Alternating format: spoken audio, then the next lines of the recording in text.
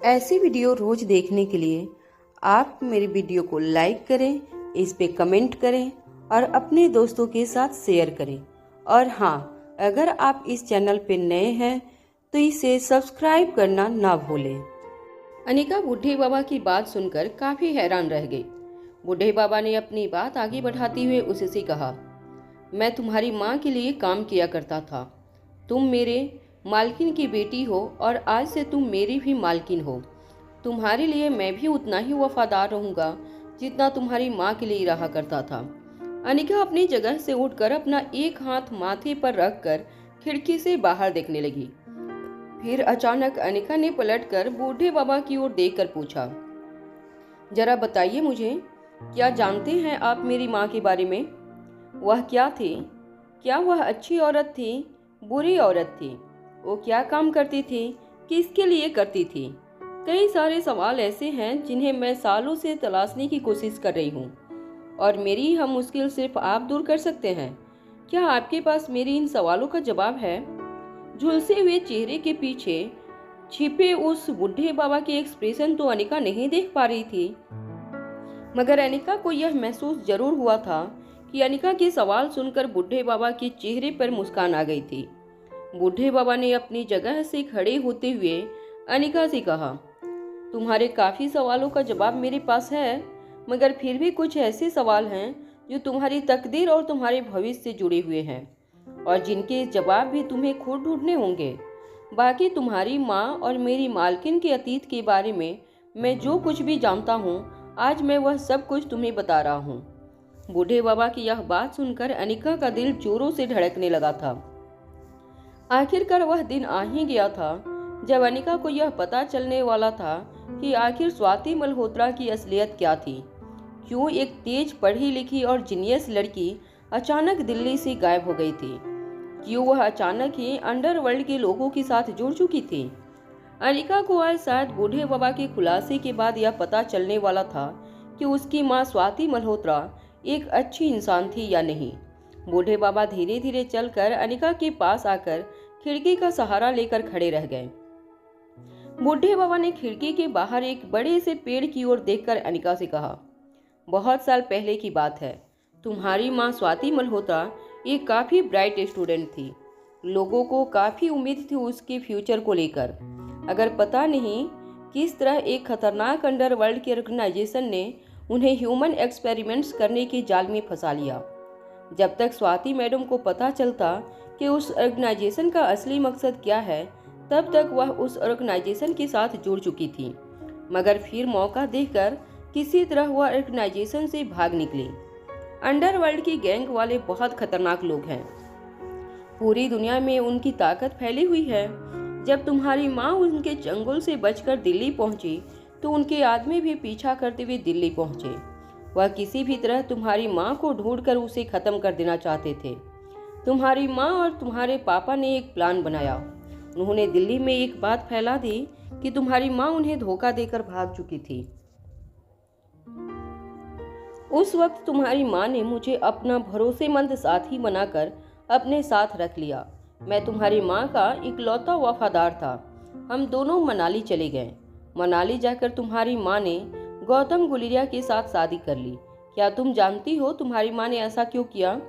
अनिका कहीं न कहीं बूढ़े बाबा के सवाल का जवाब जानती थी, मगर वह बूढ़े बाबा के मुंह से सुनना चाहती थी कि आखिर सच क्या था। बूढ़े बाबा ने अपनी बात आगे बढ़ाते हुए कहा, तुम्हारी माँ तुम्हारे पापा से बहुत प्यार करती थी। वह जानती थी कि तुम्हें अब अगर सुरक्षित रहना है तो गुमनामी के अंधेरे में रहना होगा, और इसका मतलब यह था कि तुम्हें अपने पापा का प्यार नसीब नहीं होने वाला था। मगर तुम्हारी माँ चाहती थी कि कम से कम तुम्हारे नाम के साथ तुम्हारे पापा का नाम जुड़ा रहे, और इसलिए तुम्हारे पापा के सरनेम वाले इस इंसान के साथ तुम्हारी माँ ने एक समझौते वाली शादी कर ली ताकि तुम्हारे नाम के साथ हमेशा तुम्हारे पापा का नाम जुड़ा रहे। अनिका यह बात तो बहुत पहले से जानती थी, वरना गौतम गुलेरिया में ऐसी कोई क्वालिटी नहीं थी कि स्वाति मल्होत्रा जैसी लड़की ऐसे इंसान के साथ शादी करे। अनिका यह बात तब भी समझ चुकी थी जब उसने पहली बार अपने फार्मास्यूटिकल कंपनी के नाम को गौर से समझने की कोशिश की थी। अनिकरण फार्मास्यूटिकल, जिसमें अनिका और करण गुलेरिया दोनों का नाम शामिल था। इसे साफ पता चलता था कि स्वाति मल्होत्रा करण गुलेरिया से कितना प्यार करती थी। आज बूढ़े बाबा की बातों से एक बात बिल्कुल साफ हो चुकी थी। अनिका के माँ और पापा के बीच में जो प्यार था वह इतना गहरा था कि मौत के बाद भी वह मिटने वाला नहीं था। बूढ़े बाबा ने अपनी बात आगे बढ़ाते हुए कहा, तुम्हारी माँ ने मुझे हुक्म दिया था कि तुम जब 18 साल की हो जाओ तब मैं तुम्हें तुम्हारी जिंदगी से जुड़ा एक सबसे बड़ा राज बताऊंगा, और वह यह था कि 20 साल की होने से पहले तुम्हें माँ बनना होगा, तभी तुम जिंदा रह पाओगे। तुम्हारी माँ का हुक्म लेकर मैं मनाली के आसपास के जंगलों में कई सालों तक भटकता रहा। मैं गुमनामी के अंधेरों में खो गया था। ना मेरा कोई दोस्त था, ना मैं किसी से बात करता था। बस मेरी जिंदगी का एक ही मकसद था, मेरे मालकिन को सुरक्षा देना और उनकी बेटी तक यह पैगाम पहुंचाना। कुछ दिनों बाद मुझे खबर मिली कि किसी तरह उस खतरनाक अंडरवर्ल्ड गैंग को तुम्हारी माँ के बारे में सब कुछ पता चल गया था।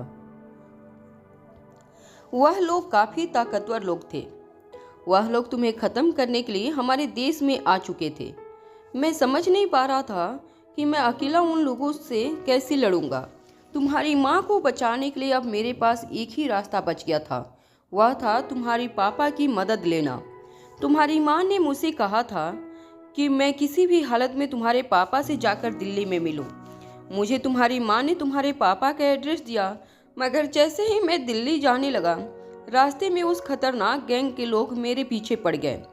मैं काफ़ी देर तक उनसे बचकर भागता रहा, मगर आखिरकार उन्होंने मुझे पकड़ लिया। उसके बाद मेरे साथ क्या हुआ मुझे कुछ याद नहीं। जब मैंने अपनी आंखें खोली तब मुझे कुछ याद नहीं था, न अपना नाम, न अपनी ज़िंदगी का मकसद, न अपना पता, न ठिकाना, कुछ नहीं। मगर मैं सिर्फ एक बात जानता था कि मुझे दिल्ली जाकर करण गुलेरिया से मिलना था। इसके अलावा मैं सब कुछ भूल चुका था। मैं तो यह भी नहीं जानता था कि मुझे दिल्ली जाकर करण गुलेरिया से क्यों मिलना था। बस अपने मालकिन का ऑर्डर मुझे पूरा करना था, यह बात मैं अच्छी तरह जानता था। और एक बात जो मेरे जहन में एक मोहर की तरह छप चुकी थी वह यह थी कि तुम तक यह मैसेज पहुंचाना कि 20 साल पहले तुम्हें माँ बनना होगा। यह तुम्हारी जान बचाने के लिए बहुत जरूरी था। अनिका ने यह बातें पहले भी सुन रखी थी। खुद क्रिस्टोफर ने भी अनिका से कहा था कि अगर उसे अपनी जान बचानी थी तो वहाँ उसका माँ बनना बहुत जरूरी था। और आज बूढ़े बाबा की मुंह से भी यह सुनकर अनिका का कन्फ्यूजन बढ़ता जा रहा था। अनिका ने बूढ़े बाबा से पूछा, आखिर क्या वजह थी मेरे 20 साल की उम्र तक पहुंचने से पहले मेरे माँ का बनना जरूरी था? ऐसा क्यों कहा था मेरी माँ ने? क्या आप जानते हैं? अनिका और बूढ़े बाबा के बीच जब यह सारी बातें चल रही थी तब राजलक्ष्मी बाकी सारे वार्ड्स बॉय और मेडिकल स्टाफ को लेकर कमरे से बाहर चली गई थी।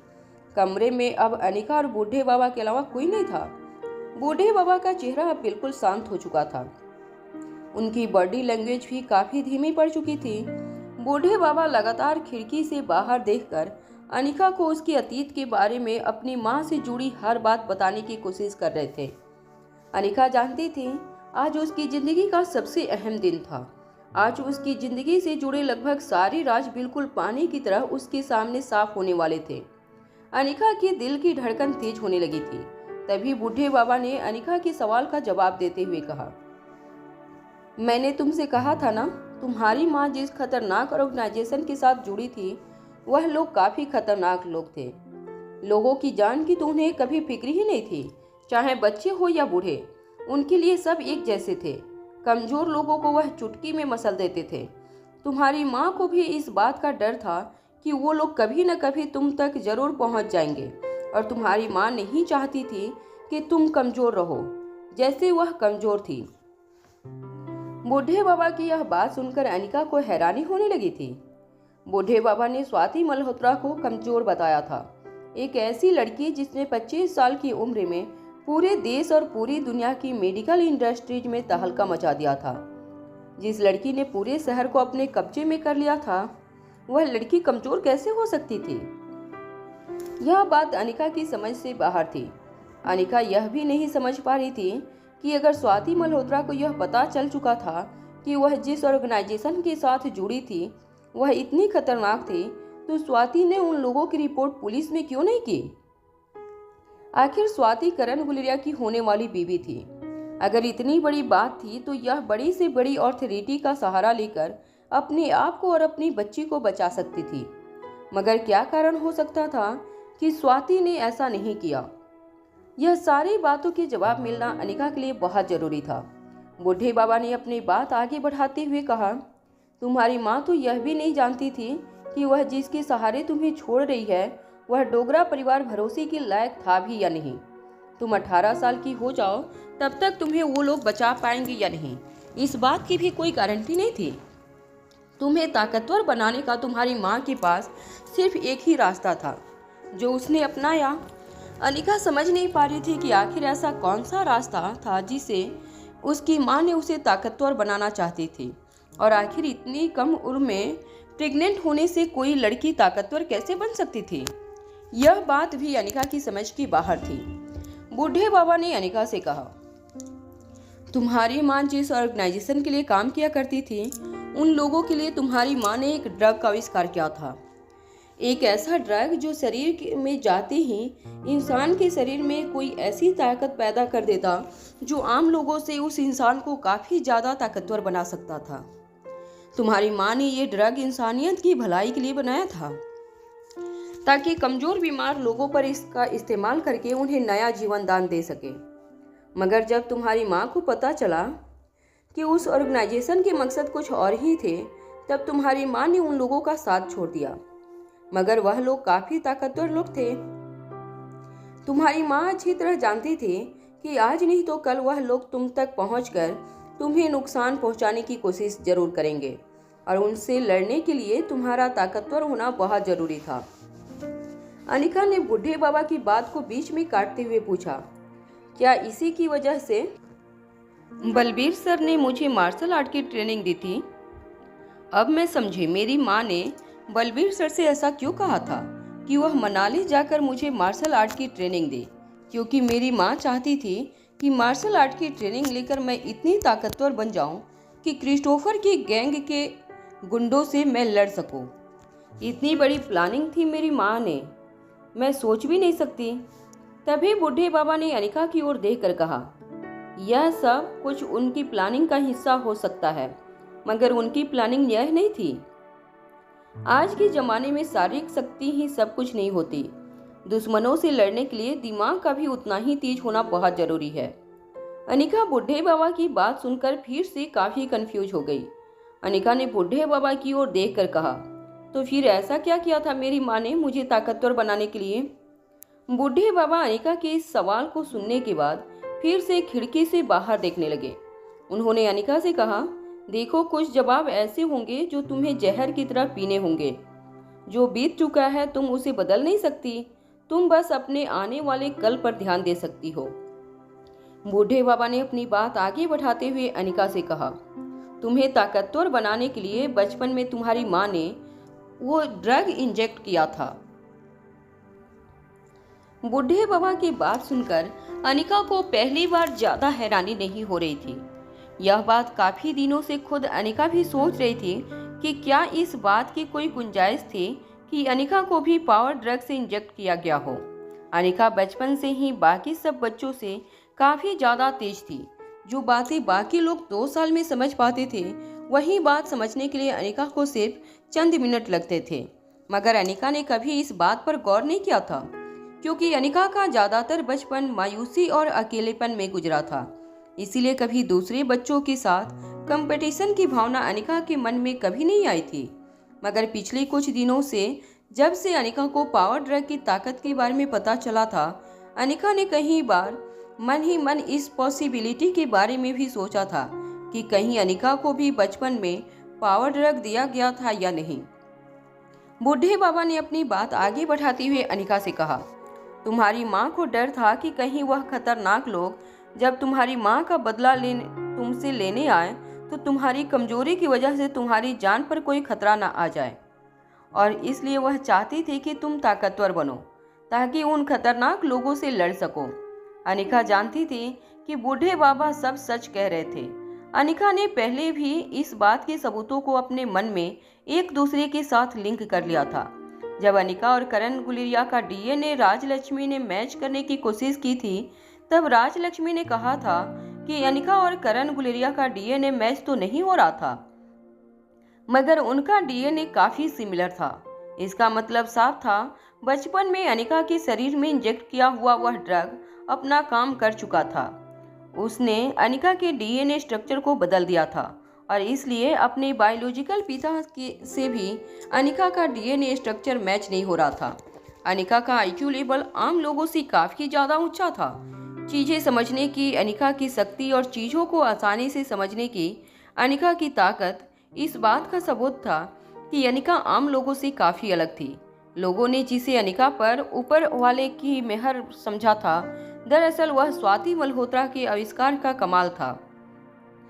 अनिका मन ही मन जब यह सारी बातें सोच रही थी, तब बूढ़े बाबा ने अपनी बात आगे बढ़ाते हुए कहा, मगर तुम्हारी माँ जानती थी कि उस ड्रग के कई सारे साइड इफेक्ट्स हैं, इसलिए जानबूझकर तुम्हें काफी कम मात्रा में वो ड्रग दिया गया था, ताकि उस ड्रग की वजह से तुम्हारी जान पर कोई खतरा न आए।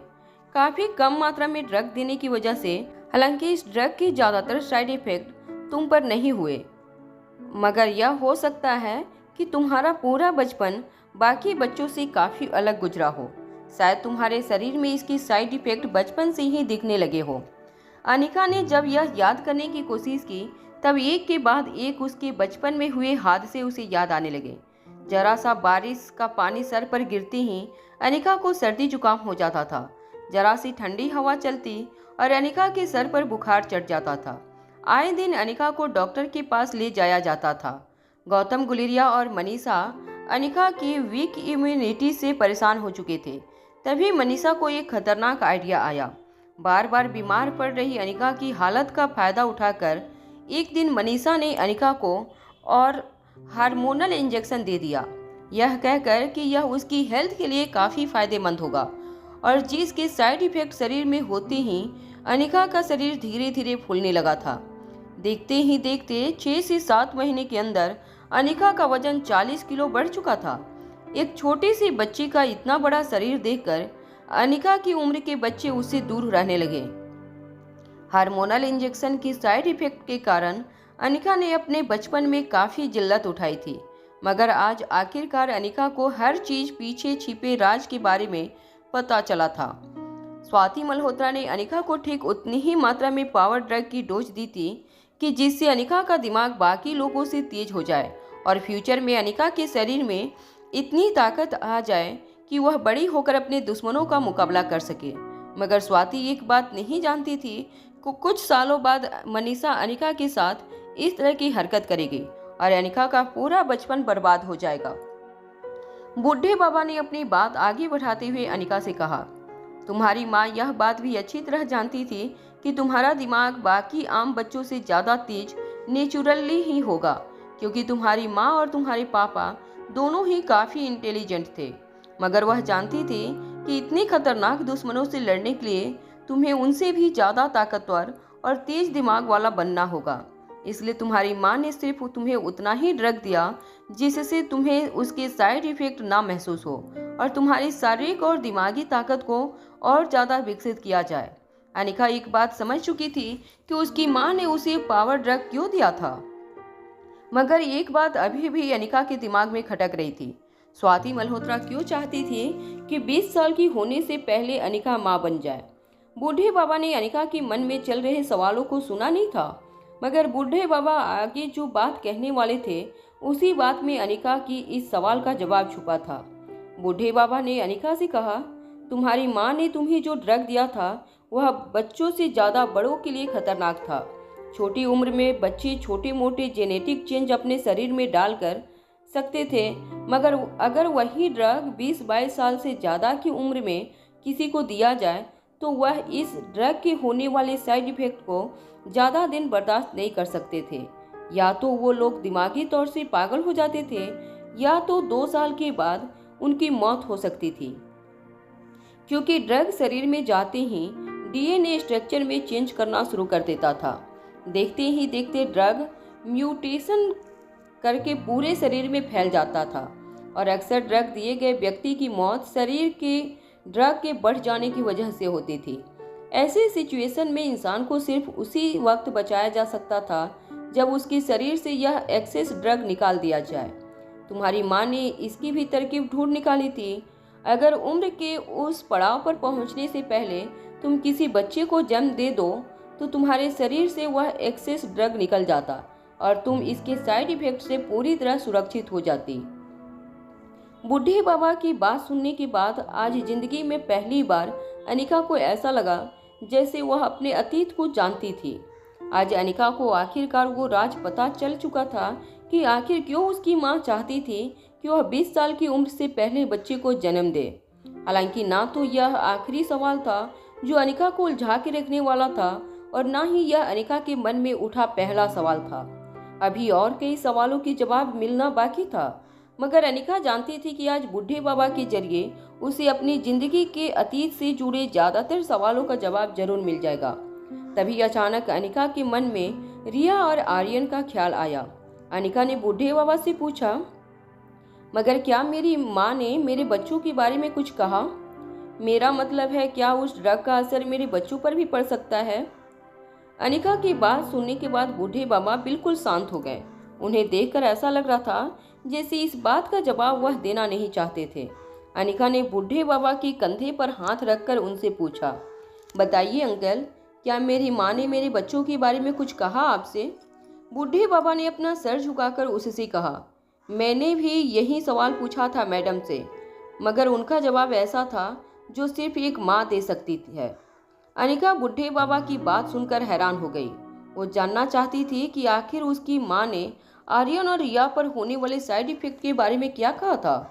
बूढ़े बाबा ने धीमी आवाज में अनिका से कहा, मैडम ने कहा कि जिस तरह मैंने अपने बच्चे की सेफ्टी के बारे में प्लानिंग कर ली है, उसी तरह उसे भी अपने बच्चे की सेफ्टी के बारे में खुद सोचना होगा। जब तक उनसे इन सब बातों के बारे में पता चलेगा, वह एक माँ बन चुकी होगी और अपने बच्चों की हिफाजत कैसी करनी है एक माँ से बेहतर और कोई नहीं जान सकता। यह जवाब सुनकर अनिका को हैरानी भी हो रही थी और अपनी माँ की कही बात कहीं न कहीं उसे सच भी लग रही थी।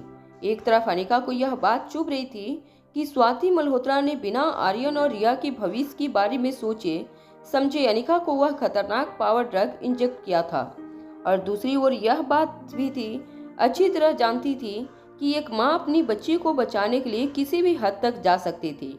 उस वक्त स्वाति मल्होत्रा को जो सही लगा अपनी बच्ची के लिए वही उसने किया, और फिर कहीं न कहीं स्वाति मल्होत्रा भी यह बात भी सच थी और रिया और आर्यन की जिम्मेदारी अनिका की थी।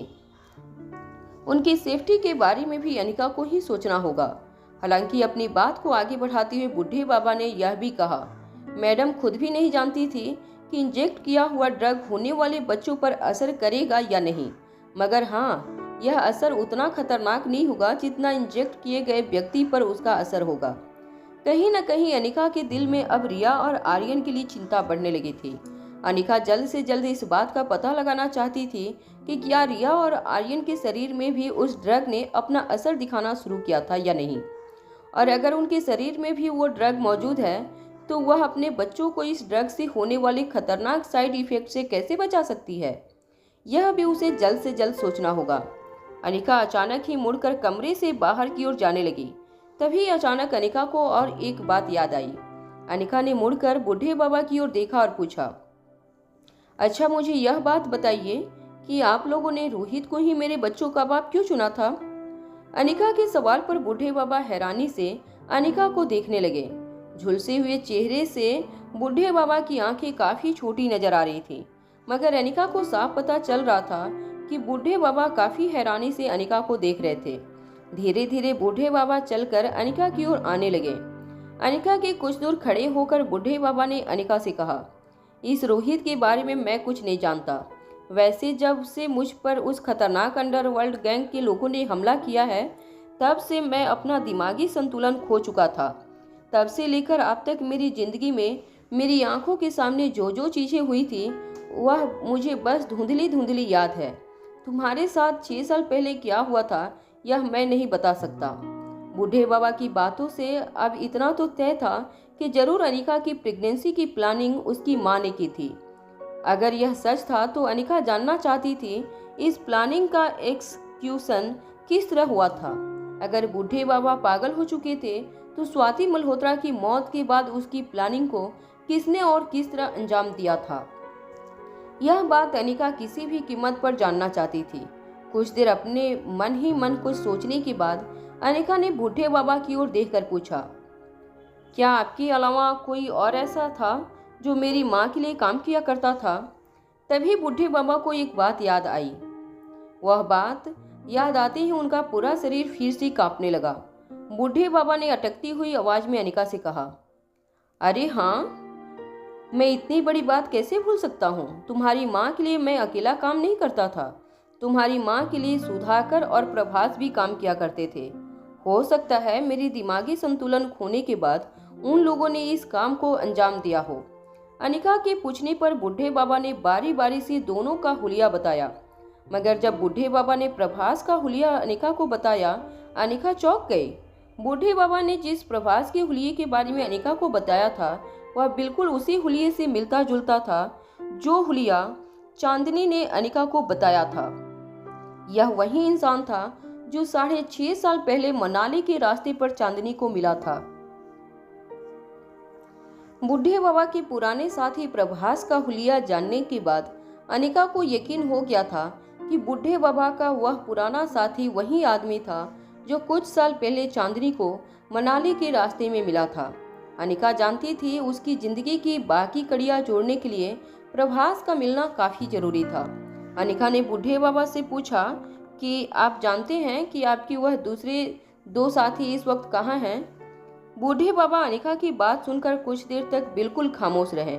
उसके बाद धीमी आवाज में अनिका को जवाब देते हुए बूढ़े बाबा ने कहा, वैसे तो हम तीनों कभी एक दूसरे के बारे में किसी को कुछ नहीं बताएंगे।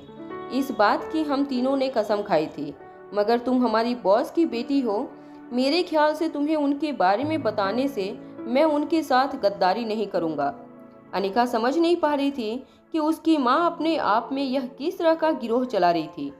सालों बीत चुके थे, मगर आज भी बूढ़े बाबा अपने साथियों का पता ठिकाना बताने से कतरा रहे थे। बूढ़े बाबा ने अपनी बात आगे बढ़ाते हुए कहा, हम तीनों एक दूसरे का पता ना तो जानते थे और ना ही टेलीफोन नंबर था। हम एक दूसरे से जब भी कांटेक्ट करना चाहते थे तब एक खास मेथड का इस्तेमाल करते थे। उसी के जरिए हम कभी कभी एक दूसरे के साथ बातचीत कर लेते थे, मगर हमारा साथ छूटे अब तो काफ़ी अरस बीत गया है। पता नहीं वह लोग इस वक्त कहाँ होंगे भी या नहीं, यह भी मैं नहीं जानता। काफ़ी सालों तक मेरे दिमाग की हालत ठीक नहीं थी।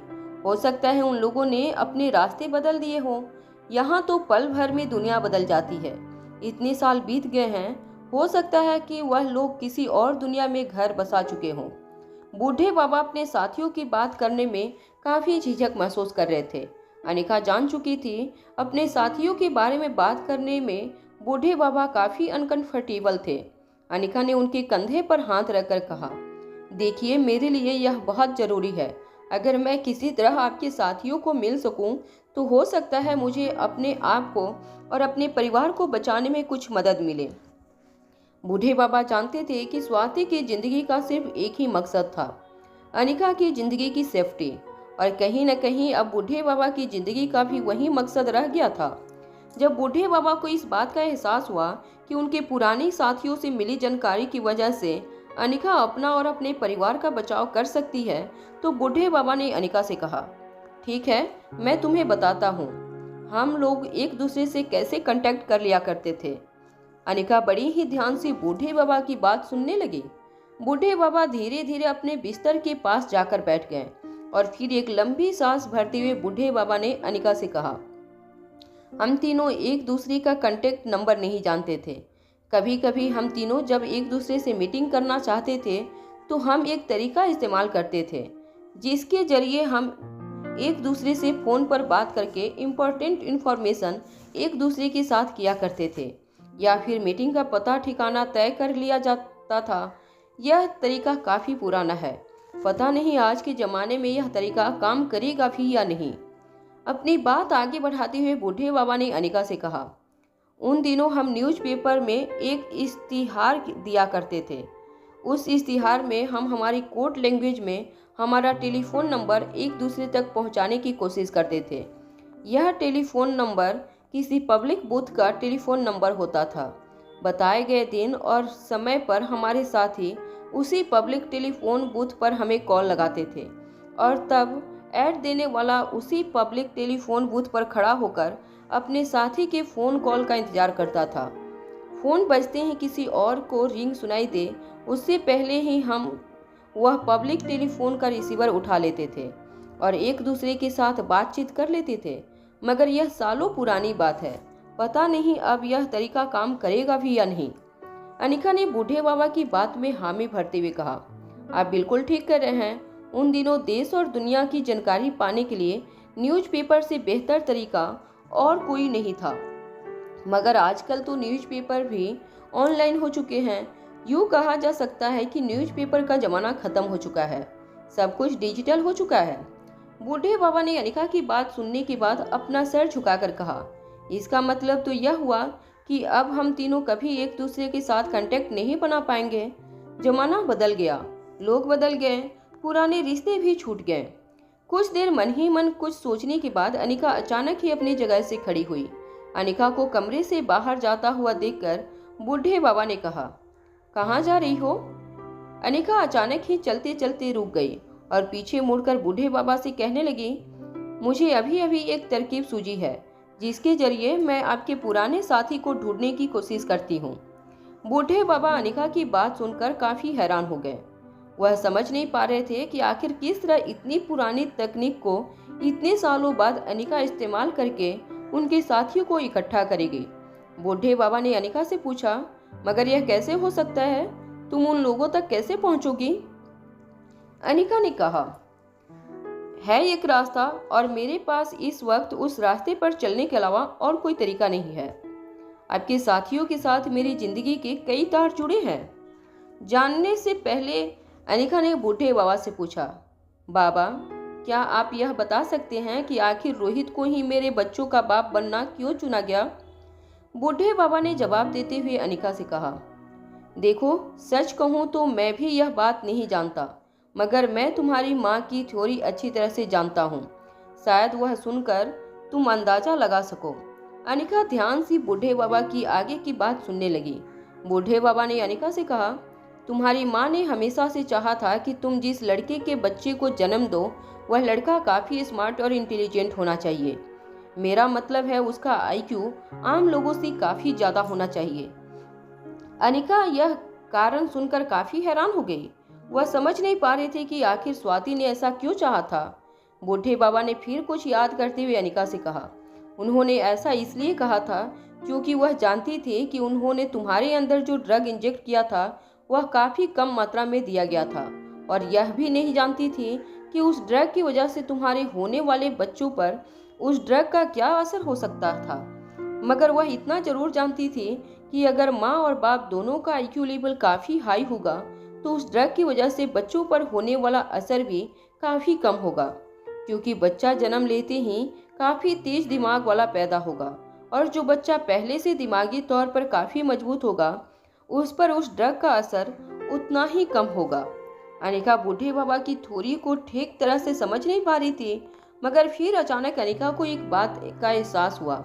अनिका ने बूढ़े बाबा से कहा, तो क्या इसका मतलब यह भी हो सकता है कि अगर मैं एक साथ जुड़वा बच्चों को जन्म दूं तो उस ड्रग का असर होने वाले बच्चों पर और भी कम होगा, और अगर मैं एक साथ 3 बच्चों को जन्म दूं तो और भी ज़्यादा कम? इस बार अनिका की थ्योरी बूढ़े बाबा की समझ के बाहर थी।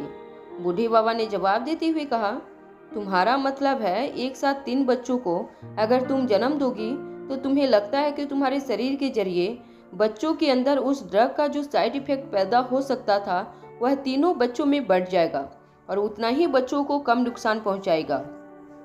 अनिका ने तुरंत इस बात का जवाब देते हुए कहा, हाँ हो सकता है मेरी माँ ने यही सोचा हो और मैं जुड़वा बच्चों को या फिर ट्रिपलेट्स को जन्म दूं, यह भी मेरी माँ की प्लानिंग का हिस्सा हो। कुछ देर मन ही मन कुछ सोचने के बाद बूढ़े बाबा ने कहा, मुझे नहीं लगता यह बात सच है, क्योंकि चाहे बच्चा 1 हो या 3, तुम्हारे शरीर में जो ड्रग इंजेक्ट किया गया था वह काफ़ी कम मात्रा में किया गया था। अब तुम्हारे शरीर के जरिए जब तुम्हारे पेट में पल रहे बच्चे के अंदर उस ड्रग का असर पहुंचेगा, तब तक वह ड्रग काफ़ी कमज़ोर पड़ चुका होगा। इसलिए मुझे नहीं लगता मैडम ने ऐसी कोई प्लानिंग की होगी। अनिका बूढ़े बाबा के जवाब से इतना जान चुकी थी कि बूढ़े बाबा को शायद इस बारे में ज़्यादा जानकारी नहीं थी। हो सकता है उनका जवाब सच हो, और यह भी हो सकता था कि अनिका ने अभी अभी जो कुछ भी सोचा था वही सच था और स्वाति ने जानबूझकर प्लानिंग की थी। अनिका एक साथ 3 बच्चों को जन्म दे, और अगर यह सच था, इसका मतलब साफ था कि नन्हा सा अलेक्जेंडर अनिका का वह बच्चा था जिसे डिलीवरी के बाद चुरा लिया गया था। बूढ़े बाबा को आराम करने की नसीहत देकर अनिका कमरे से बाहर निकल गई। जब अनिका बूढ़े बाबा के कमरे से बाहर निकली तो उसने देखा कि राजलक्ष्मी अपने साथी मेडिकल स्टाफ के साथ वही हॉस्पिटल कॉरिडोर में एक बेंच पर बैठकर अपना माथा पीछे दीवार पर रखकर आंखें बंद करके बैठी थी। जैसे ही राजलक्ष्मी ने अनिका के सैंडल की आवाज़ सुनी, वह अपनी आंखें खोलकर अपनी जगह पर खड़ी हो गई। अपने पास आ रही अनिका को देखकर राजलक्ष्मी ने कहा, मैडम, क्या पेशेंट अब ठीक है? क्या उसकी दिमागी हालत अब बिल्कुल किसी नॉर्मल इंसान के जैसे हो चुकी है?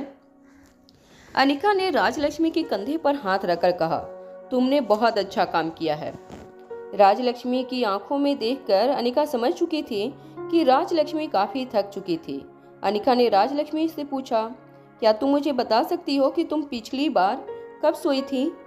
राजलक्ष्मी ने जवाब देते हुए कहा, मैडम, आपकी नौकरी करते करते तो मैं यह भूल चुकी हूँ कि इंसान के शरीर को नींद की भी जरूरत होती है। मेरे ख्याल से 40 घंटे हो चुके होंगे जब मैं पिछली बार 3 घंटे के लिए लगातार सोई थी। अनिका खुद जानती थी कि राजलक्ष्मी के साथ ज्यादती कर रही थी। अपने सारी इम्पोर्टेंट पेशेंट का हवाला अनिका ने राजलक्ष्मी को दे रखा था। ऊपर से राजलक्ष्मी बूढ़े बाबा और मयूर गुलेरिया की भी देखभाल पर्सनली ही किया करती थी, और फिर आए दिन अनिका राजलक्ष्मी को कोई न कोई डीएनए टेस्ट देकर उसका काम बढ़ा दिया करती थी। अनिका बदले में हर महीने राजलक्ष्मी की तनख्वाह में बढ़ोतरी कर रही थी, मगर अनिका जानती थी कि सिर्फ पैसे देने से वह राजलक्ष्मी जैसी ईमानदार, वफादार और काबिल डॉक्टर को ज़्यादा दिन अपने साथ नहीं रख पाएगी। अनिका ने राजलक्ष्मी को दिलासा देते हुए कहा, अगले महीने तुम्हारी सैलरी मैं 40% बढ़ा रही हूँ। राजलक्ष्मी ने उबासी लेते हुए अनिका से कहा, मैडम, आप मेरे पैसे बढ़ाती रहेंगे, लेकिन मेरे पास उन पैसों को खर्च करने का टाइम भी तो नहीं है। इसलिए मैं तो कहती हूँ कि आप मुझे अगले महीने से तनख्वाह देना ही बंद कर दीजिए। जो चीज़ मेरे किसी काम की नहीं, उसे बढ़ाते रहने से क्या फ़ायदा? अनिका जानती थी कि राजलक्ष्मी ने यह बात ताना मारती हुई कही थी। अनिका ने मुस्कुराती हुई राजलक्ष्मी के कंधे पर हाथ फिरा और कहा, ठीक है, जाओ, कुछ घंटे के लिए सो जाओ। अनिका की बात सुनते ही राजलक्ष्मी के चेहरे पर वह मुस्कुराहट आ गई जो शायद बचपन में चॉकलेट देखकर उनके मुंह पर आया करती थी। राजलक्ष्मी ने अनिका से कहा, यह मैं क्या सुन रही हूँ? मैं क्या सचमुच आप मुझे कुछ घंटे की छुट्टी दे रही हैं? राजलक्ष्मी की बातें सुनकर आसपास खड़े वार्ड बॉय और नर्स भी हंसने लगे। अनिका ने राजलक्ष्मी की पीठ थपथपाते हुए कहा, हाँ हाँ, तुमने सही सुना, जाकर कुछ घंटे सो जाओ। इससे पहले कि राजलक्ष्मी अपने हाथों में पहने हुए ग्लव्स उतारकर अपने चेंजिंग रूम की ओर जाने लगती, अनिका ने पीछे से राजलक्ष्मी को आवाज़ देते हुए कहा, मगर इतना याद रखना कि जैसे ही तुम्हारी आंखें खुले, तुम सबसे पहले अलेक्जेंडर के डीएनए स्ट्रक्चर को क्रैक करने की कोशिश करो और यह देखो कि क्या उसका ओरिजिनल डीएनए स्ट्रक्चर मुझसे और रोहित से मैच होता भी है या नहीं। राजलक्ष्मी जानती थी कि नींद खुलने के बाद उसको अगली नींद काफ़ी दिनों बाद मिलने वाली थी। राजलक्ष्मी को इंस्ट्रक्शन देने के बाद अनिका सीधे गुलेरिया हाउस जा पहुंची। जैसे ही अनिका गुलेरिया हाउस के लिविंग रूम में पहुंची, अनिका ने देखा कि ताऊ जी आकाश के सामने बैठे थे। ताऊ जी के चेहरे पर काफी गुस्सा नजर आ रहा था। ताऊ जी को गुलेरिया हाउस में देखकर अनिका समझ गई थी कि वह आज वहां बहुत तमाशा करने वाले थे। अनिका के पास इस वक्त तमाशा के लिए वक्त नहीं था और ताऊ जी की आंखों में अनिका ने पढ़ लिया था कि वो इतनी आसानी से आज घर से जाने वाले नहीं थे। अनिका को देखते ही ताऊ जी ने अपनी छड़ी जमीन पर पटकते हुए आकाश की ओर देखकर कहा, बंद करो तुम दोनों, अब हम लोगों को इतना सताना, आखिर क्या बिगाड़ा है हम लोगों ने तुम्हारा? अनिका समझ चुकी थी कि जरूर ताऊ जी की हिरासत को लेकर ताऊ जी आकाश और अनिका के साथ कुछ बात करने आए थे। अपनी जगह से खड़े होते हुए ताऊ जी ने आकाश की ओर देखकर कहा, सरला तुम्हारी ताई जी हैं, बड़ों का आदर करना भी भूल गए हो तुम लोग। आकाश, आज कितने दिन हो गए सरला को पुलिस पकड़कर ले गई है। मैंने अपनी एड़ी चोटी जोर लगा दिया, मगर वह लोग सरला को छोड़ने के लिए राजी नहीं हुए हैं। आखिर तुमने इतनी बड़ी सजा क्यों दी है सरला को? मैं जानता हूँ कि पुलिस तुम्हारे इशारे पर नाच रही है और सरला को बेल देने से मना कर रही है। अगर तुम चाहो तो सरला कुछ ही देर में जेल से बाहर आ सकती है। आकाश ने बड़ी ही शांति से ताऊ जी से कहा, ताऊ जी आप यह क्या कह रहे हैं? मेरी कुछ समझ में नहीं आ रहा है। मैं भला ताई जी के साथ ऐसा व्यवहार क्यों करूंगा? आकाश ने यह बात जितनी आराम से कही थी, वह देखकर अनिका समझ गई थी कि लोग आकाश के बारे में जो कुछ भी कहते थे वह सब सच था। लोग कहते थे कि आकाश दिखने में और स्वभाव से तो काफी शांत नजर आता है, मगर जब वह बदला लेने की ठान लेता है तो वह एक छुपे हुए चीते की तरह है, जो अपने शिकार को एहसास तक नहीं होने देता कि वह आसपास मौजूद है। ताऊ जी ने अनिका की ओर देखकर कहा, जरा समझाओ अपने भाई को। इस तरह से बड़े बुजुर्गों का अपमान करने से कहीं न कहीं वह खुद लोगों की नजरों में गिरता जा रहा है। अरे भाई, मैं मानता हूँ कि सरला से एक छोटी सी गलती हो गई। मैं यह भी मानता हूँ कि उसे पुलिस ने कंप्लेन करके कैलाश के बारे में नहीं बताना चाहिए था, मगर जो हो गया वह हो गया। अब इतनी छोटी सी गलती को लेकर तुम उसे फांसी पर तो नहीं चढ़ा सकते। आकाश ने फिर से इस बात का जवाब देते हुए कहा, ताऊ जी मेरी समझ में नहीं आ रहा है कि आप ऐसा क्यों कह रहे हैं। मैं भला ताई जी के साथ ऐसा क्यों करूंगा? आकाश जितने ठंडे दिमाग से यह सारी बात कर रहा था, ताऊ जी उतने ही ज्यादा बेकाबू हो रहे थे। उन्हें समझ नहीं आ रहा था कि अब वह आकाश को कैसे कन्विंस करें। ताऊ जी ने थक हार कर आकाश से कहा, अब तुम कहो तो मैं तुम्हारे सामने हाथ जोड़ता हूँ, तुम कहो तो तुम्हारे पांव पकड़ लेता हूँ। उम्र में मैं तुम्हारे दादाजी जैसा हूँ, मगर तुम अगर यही चाहते हो तो यही सही। तुम गुलेरिया परिवार का भविष्य हो, मगर यह मत भूलो कि तुम जिसे झुकाना चाहते हो वह गुलेरिया परिवार का वह बीता हुआ कल है, जिसकी नींव पर आज तुम और करण इतने बड़े बिजनेस अंपायर पर खड़े हो। अगर नींव को नुकसान पहुंचाने की कोशिश करोगे तो तुम्हारी पूरी इमारत बहुत जल्द हिल जाएगी। आकाश बस हाथ जोड़े ताऊ जी के सामने देखता रहा। अनिका जानती थी कि न ताऊ जी इतनी आसानी से कन्विंस होने वाले थे और न ही आकाश। अनिका के मन में इस वक्त अपनी जिंदगी से जुड़े हजारों सवाल घूम रहे थे और वह जल्द से जल्द उनका जवाब पाना चाहती थी। अनिका के पास इस वक्त बहुत कम था। अनिका ताऊ जी और आकाश को वहीं छोड़कर सीढ़ियां चढ़कर अपने बेडरूम में चली गई। अपने कमरे में आते ही अनिका सीधे अपने लैपटॉप को ऑन करके कुछ काम करने लगी। नन्हा सा आर्यन वही साइड स्टडी टेबल पर बैठकर अपना होमवर्क कर रहा था। आर्यन जानता था कि उसकी मॉम हमेशा आकर पहले तो आर्यन की खबर पूछती थी और उसके बाद ही अपना काम करती थी, मगर आज जरूर कोई ऐसा इम्पोर्टेंट काम था कि अनिका आते ही आर्यन को इग्नोर करके अपने काम पर लग गई थी। आर्यन अपनी मॉम को डिस्टर्ब नहीं करना चाहता था, इसलिए वह अपना सर किताब में डालकर फिर से अपना होमवर्क करने लगा, मगर बार बार अपनी नजर उठाकर आर्यन अपनी मॉम के चेहरे का टेंशन पढ़ने की कोशिश कर रहा था। अनिका ने एक एड एजेंसी के जरिए हर डिजिटल न्यूज़पेपर में एक एड पब्लिश की। यह एड बिल्कुल उसी तरह की थी जिस तरह की एड बूढ़े बाबा सालों पहले अपने साथियों से कांटेक्ट करने के लिए इस्तेमाल किया करते थे। अनिका ने एड के ठीक नीचे अपना मोबाइल नंबर भी छपवा दिया था। अनिका जानती थी कि अगर सुधाकर और प्रभास जिंदा थे और वह लोग अगर यह एड पढ़ते हैं तो वह जरूर उसे कांटेक्ट करेंगे, और अगर ऐसा हुआ तो अनिका की बीती जिंदगी से जुड़े हुए कई राज उनके सामने खुल जाएंगे। अनिका ने पीआर एजेंसी को काफ़ी मोटी रकम दी थी, इसलिए पीआर एजेंसी ने तुरंत अपने हर कॉन्टैक्ट को इस्तेमाल करके हर छोटे बड़े डिजिटल न्यूज़पेपर में अनिका की दी हुई एड पब्लिश करवा दी। अनिका जानती थी कि एड का असर होने में अभी कुछ घंटे या कुछ दिन भी लग सकते थे, मगर अनिका के पास इंतजार करने के अलावा और कोई रास्ता नहीं था। अनिका ने अपना लैपटॉप खुला छोड़ा और वहीं पर खड़े खड़े अनिका यहाँ से वहाँ घूमने लगी। तभी अचानक अपने स्टडी टेबल पर बैठकर होमवर्क कर रहे आर्यन पर अनिका की नज़र पड़ी। इस बार आर्यन को देखते ही अनिका को अचानक एक बात याद आई और अनिका ने सीधे एक झटके से आर्यन का एक हाथ अपने हाथ में ले लिया। अनिका आर्यन की पल्स चेक करने लगी। अनिका के चेहरे पर टेंशन देखकर आर्यन पहले ही समझ चुका था कि उसकी मॉम जरूर किसी बहुत इम्पोर्टेंट काम में उलझी थी। अपनी धीमी और सॉफ्ट आवाज में आर्यन ने अनिका से पूछा, मॉम तुम यह क्या कर रही हो? अनिका ने बड़े ही ध्यान से उसकी पल्स चेक करना शुरू कर दिया था। धीरे धीरे आर्यन की बात का जवाब देते हुए अनिका ने कहा, कुछ नहीं, रूटीन चेकअप कर रही हूँ तुम्हारा।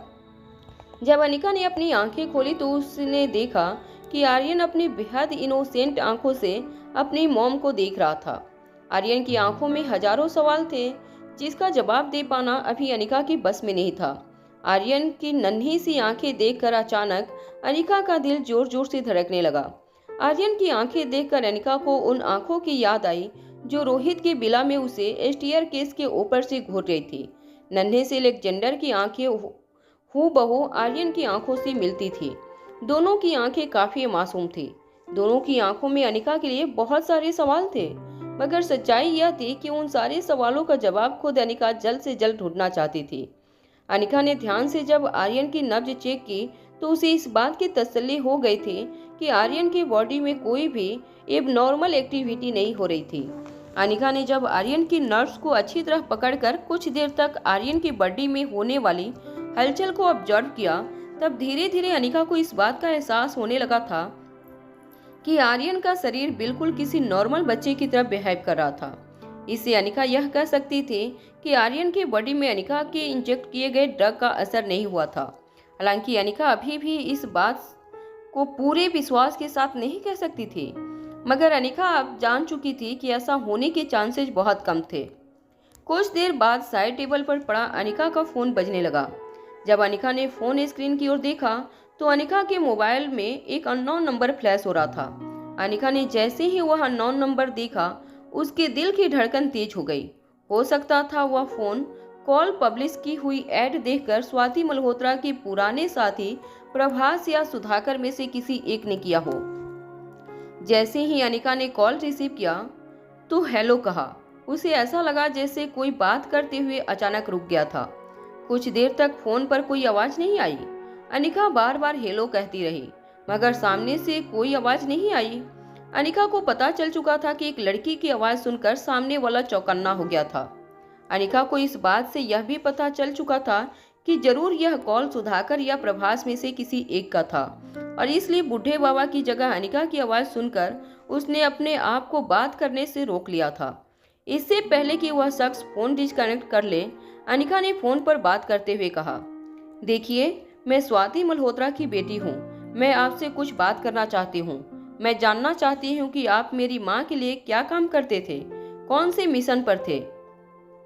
तभी अचानक फोन पर अनिका को एक आदमी की गहरी आवाज सुनाई दी, मेरे पास तुम्हारे सवालों का कोई जवाब नहीं है।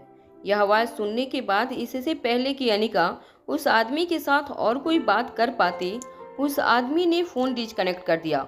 फोन डिस्कनेक्ट होते ही अनिका ने अपने हाथों की मुट्ठी कसते हुए जोर से अपना हाथ साइड टेबल पर दे मारा। अनिका जानती थी कि दोबारा इस आदमी के साथ कांटेक्ट करना बहुत मुश्किल था। अनिका अपनी जिंदगी के सबसे बड़े राज से पर्दा उठाने के बेहद करीब थी, मगर उस आदमी ने कॉल डिस्कनेक्ट करके अनिका की उम्मीद पर पानी फेर दिया था। अनिका ने बार बार उस नंबर पर दोबारा कॉल लगाने की कोशिश की, मगर अनिका को हर बार ऑपरेटर की एक आवाज सुननी पड़ती, the number you are trying to reach is currently unavailable. Anika लगातार उस नंबर पर कॉल लगाने की कोशिश करती रही, मगर हर बार अनिका की हाथ नाकामयाबी लगी। अनिका को इस वक्त इतना गुस्सा आ रहा था कि अनिका के चेहरे पर गुस्सा देखकर आर्यन भी घबराकर उसके पास दौड़कर आ गया। आर्यन ने अनिका के कंधे पर हाथ रख के पूछा, क्या हुआ मम्मा तुम्हें? अनिका इस वक्त इतनी ज्यादा डिस्टर्ब थी कि नन्हे से आर्यन की बातें अनिका के कानों पर नहीं पड़ रही थी। अनिका बार बार उस नंबर पर कॉल लगाती रही। आर्यन जान चुका था कि अनिका किसी बहुत बड़े टेंशन में थी, इसलिए आर्यन ने अनिका से कुछ दूर रहना ही बेहतर समझा। मगर आर्यन अपने स्टडी टेबल पर बैठकर अपनी मॉम को बड़े ही गौर से देख रहा था। आर्यन चाहता था कि वह अपनी मॉम की कुछ मदद करे, मगर उसे समझ नहीं आ रहा था कि वह ऐसे सिचुएशन में अनिका को कैसे मदद कर सकता था। तभी आर्यन ने धीमी आवाज में बालकनी के पास अपने माथे पर हाथ दिए खड़ी अनिका से कहा, मॉम अगर आपको कोई फोन पर परेशान कर रहा है तो हम उसकी कंप्लेंट डैड से कर सकते हैं। डैड उस आदमी का नंबर ट्रेस करके उसे जरूर पनिश करेंगे। आर्यन की यह बात सुनकर अनिका के दिमाग में बिजली की तरह एक बात चमकी। अनिका को आर्यन ने वह चीज बताई थी जो ठंडे दिमाग से अगर अनिका ने सोची होती तो वह खुद भी सोच सकती थी। एक नन्हे से बच्चे ने अनिका को एक अच्छा सबक सिखाया था। अगर किसी कभी मुसीबत में फंस जाओ तो ठंडे दिमाग से काम लेना चाहिए। गुस्सा आदमी की सोचने की शक्ति मार देता है। अनिका ने लंबी सांस लेते हुए अपने आप पर काबू किया और बालकनी में रखी एक चेयर पर जाकर बैठ गई। अनिका ने उस अननोन नंबर को अपने पास ही ट्रेस करना शुरू किया। व्योमा ने जो साइबर अटैक बुलेरिया इंडस्ट्रीज पर किया था उसका एक फायदा अनिका को जरूर हुआ था। अनिका खुद भी एक साइबर सिक्योरिटी एक्सपर्ट बन गई थी। कुछ देर तक मेहनत करने के बाद अनिका धीरे धीरे उस नंबर को ट्रेस करने की बेहद करीब पहुंच गई। लगातार उस नंबर को ट्रेस करने की कोशिश करने के बाद आखिरकार अनिका को उस नंबर का लोकेशन मिल गया। जैसे ही उस नंबर का लोकेशन अनिका की मोबाइल स्क्रीन पर फ्लैश होने लगा, वो हैरान रह गई। प्रभास ने जिस लोकेशन से अनिका को कॉल लगाया था वह लोकेशन था लाइफ केयर हॉस्पिटल। इसका मतलब साफ था कि प्रभास इस वक्त लाइफ केयर हॉस्पिटल में मौजूद था। जब अनिका ने देखा कि प्रभास का live location life care hospital बता रहा था तो कुछ पल के लिए उसकी सांसें थम गई। उसके दिल में हजारों सवाल एक साथ दौड़ने लगे। अनिका समझ नहीं पा रही थी कि आखिर यह कैसे हो सकता था कि जिस हॉस्पिटल में बूढ़े बाबा का इलाज चल रहा था उसी हॉस्पिटल में प्रभास भी मौजूद था। अनिका घबराकर अपनी जगह से उठी और दौड़कर कमरे से बाहर जाने लगी। नन्हे से आर्यन ने उसका पीछा करने की कोशिश की, मगर अनिका अपने पीछे दरवाजा पटकते हुए कमरे से बाहर निकल गई। आर्यन ने इससे पहले अनिका को इतने टेंशन में कभी नहीं देखा था। नन्हा सा आर्यन अपनी मॉम की सेफ्टी के लिए प्रार्थना करने लगा। अनिका कार तेज ड्राइव करते हुए लाइफ केयर हॉस्पिटल पहुंची, मगर जैसे ही वो लाइफ केयर हॉस्पिटल की गेट पर पहुंची उसने देखा कि गेट पर कई सारी एम्बुलेंस की एक लाइन लगी हुई थी। लोग यहाँ वहाँ दौड़ रहे थे, काफी शोर हो रहा था। एक के बाद एक एम्बुलेंस लाइफ केयर हॉस्पिटल के गेट के अंदर जा रही थी। हर एम्बुलेंस के पीछे लोग दौड़कर हॉस्पिटल के अंदर जा रहे थे। कुछ औरतें रो रही थीं, कुछ लोग पुलिस के सामने हंगामा कर रहे थे। पुलिस मारती हुई भीड़ को कंट्रोल करने की कोशिश कर रही थी। अनिका लाइफ केयर हॉस्पिटल के अंदर जाने की कोशिश कर रही थी, मगर उसकी गाड़ी ट्रैफिक में अटक गई थी। उसने उतरकर बाहर खड़े एक आदमी से पूछा, यहाँ क्या हुआ? इतनी सारी एम्बुलेंस एक साथ हॉस्पिटल के अंदर क्यों जा रही है? क्या कोई बड़ी दुर्घटना हुई है? बाहर खड़े उस आदमी ने अनिका को समझाते हुए कहा, अरे हाईवे पर एक बहुत बड़ा एक्सीडेंट हुआ है। एक बड़ी सी बस पलट गई है। काफी लोग बुरी तरह से जख्मी हो गए हैं। एक के बाद एक लोगों को एम्बुलेंस में भर के अस्पताल के अंदर ले जाया जा रहा है। यह खबर सुनते ही अनिका ने हॉस्पिटल के गेट पर खड़े सिक्योरिटी गार्ड को अपनी कार की चाबी दी और दौड़कर हॉस्पिटल के अंदर चली गई। हॉस्पिटल के मेन गेट पर काफी भीड़ इकट्ठा हो गई थी। कई सारे प्रेस रिपोर्टर भी आ पहुंचे थे। हर तरफ काफी शोर हो रहा था। कुछ लोग स्ट्रेचर पर एक एक करके पेशेंट को अंदर ले जा रहे थे। खून से लथपथ लोगों के शरीर देखकर अनिका की घबराहट बढ़ने लगी थी। लोगों की हालत को देखकर अनिका को अंदाजा हो गया था कि एक्सीडेंट बहुत खतरनाक था। बच्चे, बूढ़े, औरत, कई लोग बुरी तरह से घायल थे। कुछ लोगों को मामूली चोटें भी लगी थी। वह लोग अपने आप को सहारा देते हुए किसी तरह हॉस्पिटल के अंदर जा रहे थे। जब अनिका हॉस्पिटल के अंदर पहुंची तो उसने देखा कि हॉस्पिटल का वातावरण काफी चॉइस्टिक हो गया था। लोग पेशेंट को लेकर लाइन लगाकर खड़े थे और हॉस्पिटल प्रशासन काफी मेहनत मशक्कत करके एक के बाद एक पेशेंट को अंदर एडमिट कर रहे थे। रिसेप्शनिस्ट ने अनिका को पता चला कि हॉस्पिटल में बेड की कमी हो गई थी। पहले से हॉस्पिटल में काफी मरीज भर्ती थे और अब इतने बड़े हादसे के बाद अचानक इतने पेशेंट एक साथ हॉस्पिटल में आ गए थे। हॉस्पिटल प्रशासन को सिचुएशन काबू में करना मुश्किल हो गया था।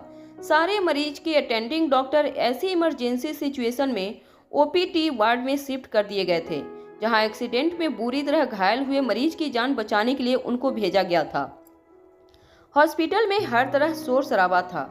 नर्स और वार्ड बॉय यहाँ से वहाँ भागते हुए नजर आ रहे थे। कोई ऑपरेटिंग रूम की तरफ भाग रहा था तो कोई ओटीपी वार्ड की तरफ। अनिका इस भीड़ में प्रभास को कहाँ ढूंढे यह उसे समझ नहीं आ रहा था। हालांकि इस वक्त अनिका के दिमाग में प्रभास से ज्यादा अचानक आए इतने पेशेंट को किस तरह बचाया जाए वही बात चल रही थी। अनिका ने अपने चेंजिंग रूम में जाकर अपना डॉक्टर कोट पहन लिया। अनिका ने सोचा कि वह सीधे इमरजेंसी वार्ड के ऑपरेशन थिएटर में चली जाए ताकि गंभीर रूप से जख्मी पेशेंट को जल्द से जल्द ट्रीटमेंट दी जाए। जैसे ही अनिका अपना कोट और मास्क पहनकर ऑपरेशन थिएटर की ओर जाने लगी, अचानक ही कमरे से एक नर्स दौड़कर बाहर आई और जोर जोर से चिल्लाने लगी, डॉक्टर सिन्हा को जल्दी भेजिए, मुझे लगता है पेशेंट की धड़कनें बंद हो गई हैं। वह नर्स जोर जोर से डॉक्टर सिन्हा को बुलाने लगी, मगर कोई उस नर्स की बात का जवाब नहीं दे रहा था। तभी अनिका उस नर्स के पास गई और अनिका ने उस नर्स से पूछा, क्या हुआ है पेशेंट को? उस नर्स ने अनिका की ओर देखकर उससे पूछा, क्या आप डॉक्टर हैं? अनिका ने तुरंत जवाब देते हुए कहा, हाँ, मैं डॉक्टर अमृता हूँ। डॉक्टर अमृता का नाम सुनते ही नर्स ने अनिका का हाथ पकड़ लिया और कहा, प्लीज मैडम जल्दी अंदर चलिए, डॉक्टर सिन्हा का पेशेंट है यह दरअसल, मगर मुझे लगता है कि डॉक्टर सिन्हा इमरजेंसी वार्ड में एक्सीडेंट में घायल पेशेंट को देखने चले गए हैं। अगर जल्दी से एडमिट पेशेंट को ट्रीटमेंट नहीं मिली तो उनकी जान जा सकती है।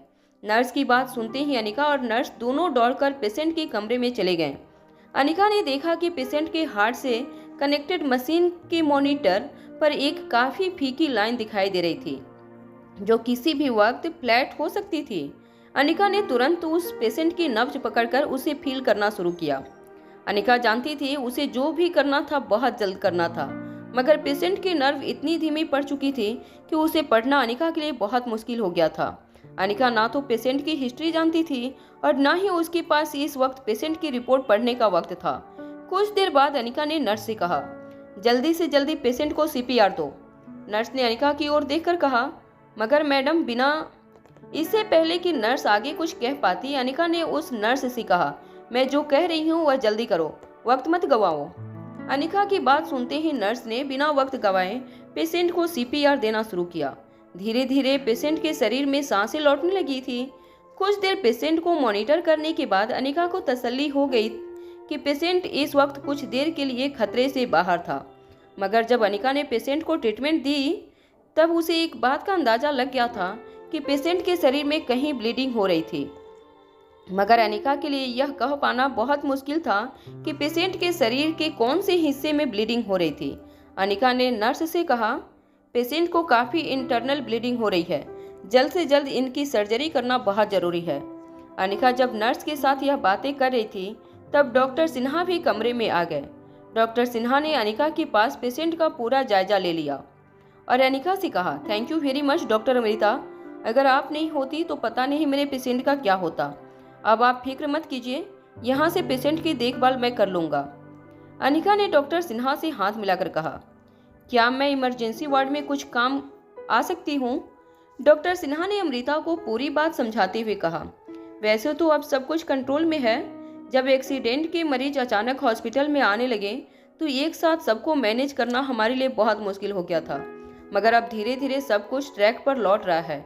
जितने भी सीरियस केस थे उन्हें अटेंड कर लिया गया है और माइनर इंजरी वाले पेशेंट को फर्स्ट एड देकर छोड़ दिया गया है। मगर हाँ, हो सकता है कि अभी भी कुछ डॉक्टर्स की ज़रूरत हो इमरजेंसी वार्ड में। मैं यहाँ पेशेंट की सर्जरी की तैयारी करता हूँ, आप एक बार वहाँ का चक्कर लगा ले तो अच्छा होगा। अनिका ने डॉक्टर सिन्हा की बात सुनते ही कमरे से निकलकर इमरजेंसी वार्ड की ओर जाना शुरू किया। हॉस्पिटल कॉरिडोर में एक आदमी के पीछे खड़ी एक नर्स बार बार कह रही थी, सर देखिए, इतना एक्साइट होना आपके लिए ठीक नहीं है। अभी अभी आपके शरीर को एक झटका महसूस हुआ है, हो सकता है आपको इंटरनल इंजरी हुई हो। अनिका की तरफ उस आदमी का पीठ थी। वह आदमी नर्स की ओर देखकर जोर जोर से कह रहा था, तुमने देखा मैं कितना लकी हूँ, इतना ज़बरदस्त एक्सीडेंट होने के बावजूद मुझे एक खरोच तक नहीं पहुँची है। सचमुच मेरे ऊपर वाले का हाथ है। अपने हाथ हवा में लहराते हुए उस आदमी ने नर्स से कहा, क्या तुम सोच सकती हो कि इतने भारी एक्सीडेंट के बाद भी किसी इंसान के शरीर पर एक खरोच भी न आए? देखो, मुझे कहीं कुछ नहीं हुआ। नर्स ने उस आदमी को समझाते हुए कहा, देखिए सर, यह भी हो सकता है कि आपको इंटरनल इंजरी हुई हो। मेरे ख्याल से आपको कुछ देर के लिए रिलैक्स होकर एक जगह पर बैठ जाना चाहिए। आपका बॉडी चेकअप हो जाने के बाद आप यहाँ से जा सकते हैं। उस आदमी ने नर्स की बात को टालते हुए कहा, अरे छोड़ो, अगर मुझे कोई भी तकलीफ हुई होती तो मेरे शरीर पर कहीं न कहीं घाव जरूर दिखता, मगर देखो मैं पूरी तरह से फिट लग रहा हूँ। यह कहते हुए वह आदमी अपनी जगह पर खड़ा गोल घूमने लगा और कहने लगा, देखो देखो, किसी एंजल से तुम्हें लग रहा है कि कहीं मुझे चोट लगी है। यह कहते हुए जब वह आदमी अनिका की ओर घूमा तो अनिका उस आदमी का चेहरा देखकर हैरान रह गई। उसे आदमी के बाएं गाल पर तिल था। उस आदमी का हुलिया ठीक वैसा था जैसे चांदनी ने बताया था। अनिका को एहसास हो चुका था कि उसके सामने जो आदमी खड़ा था वह और कोई नहीं बल्कि स्वाति मल्होत्रा का पुराना साथी प्रभास था। प्रभास अपने सामने खड़ी नर्स के साथ लगातार बहस करता रहा। अनिका धीरे धीरे प्रभास और उस नर्स के पास आई और पीछे से प्रभास के कंधे पर हाथ रखते हुए अनिका ने कहा, क्या मैं आपकी कोई मदद कर सकती हूँ? अनिका की ओर मुड़कर प्रभास ने कहा, अरे बेटा, तुम मेरी क्या मदद कर सकती हो? मेरी मदद तो खुद ऊपर वाला करता है। देखो, इतने भारी एक्सीडेंट से भी बिना किसी खरोच के मैं कितनी आसानी से बच गया, वरना आज तो मुझे लगा था कि आज मेरी जिंदगी का आखिरी दिन है। जरूर मैंने पिछले जन्म में कुछ अच्छे कर्म किए होंगे जो आज मुझे यह नया जीवन दान मिला है, वरना इस जन्म में तो मैंने जो पाप किए हैं मुझे लगा कि आज मेरे हर पाप की सजा मुझे मिल जाएगी। अनिका गौर से प्रभास के चेहरे को देखने की कोशिश कर रही थी। ऐसा लग रहा था जैसे प्रभास मेंटली काफ़ी डिस्टर्ब था। ऐसा नहीं था कि प्रभास का मानसिक संतुलन ठीक नहीं था, मगर हाँ, प्रभास की बातों से ऐसा लग रहा था जैसे वह किसी गहरे डिप्रेशन में था। प्रभास ने अपनी बात आगे बढ़ाती हुई अनिका से कहा, क्या तुम जानती हो कि आज मेरी जिंदगी में मेरे साथ कितना बड़ा चमत्कार हुआ है? मैं जिस बस में ट्रैवल कर रहा था उस बस की ब्रेक फेल हो गई। सभी लोग बस के साथ सीधे एक खाई के अंदर गिरने वाले थे। अचानक ही बस पलट गई। एक के बाद एक बस ने रोड पर ही उलटना पलटना शुरू कर दिया। लोगों के चीखते चिल्लाती आवाज़ों के बीच मैंने अपनी आंखें बंद कर ली। मुझे लगा कि आज मेरे पाप का हिसाब ऊपर वाला मुझसे जरूर लेगा। मेरे ठीक बगल की सीट पर बैठी औरत मेरे कंधे को पकड़कर चिल्लाने लगी। कुछ देर बाद उसकी आवाज़ बिल्कुल शांत हो गई और मैंने देखा कि मेरे आसपास कई लोग जमीन पर जख्मी पड़े थे। मेरे बगल की सीट पर बैठी औरत जमीन पर लेटी थी, मगर इस बार वह चिल्ला नहीं रही थी क्योंकि उसके शरीर से जान निकल चुकी थी। कई लोग ऑन द स्पॉट मर गए थे और कई लोग बहुत गंभीर रूप से घायल थे।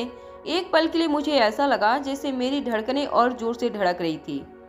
वह मेरी मौत के बाद का नज़ारा था, मगर जैसे ही मैंने अपने पैरों पर खड़ा हुआ मैंने महसूस किया कि मैं जिंदा था। और तो और मैंने अपने पूरे शरीर को हाथ लगाकर एक बार महसूस किया। मुझे कहीं पर भी दर्द महसूस नहीं हो रहा था। इसका मतलब साफ था कि ऊपर वाले ने मुझे जीवन दान दिया था। प्रभास की बात पूरी होते ही अनिका ने प्रभास से कहा, हो सकता है कोई काम ऐसा हो जो आपने इसी जिंदगी में रहते हुए किया हो, जिसका फल आज आपको मिला। प्रभास अनिका की बात सुनते ही बिल्कुल खामोश हो गया। प्रभास ने अनिका से पूछा, कौन हो तुम? अनिका ने प्रभास की आंखों में आंखें डालकर कहा, मैं कौन हूँ वह मैं आपको जरूर बताऊंगी, मगर मैं आपको इस वक्त इतना कह सकती हूँ कि आपका नाम प्रभास है। प्रभास शौक हो गया। प्रभास ने अनिका से पूछा, तुम मुझे कैसे जानती हो? मेरा नाम तुम्हें कैसे पता चला?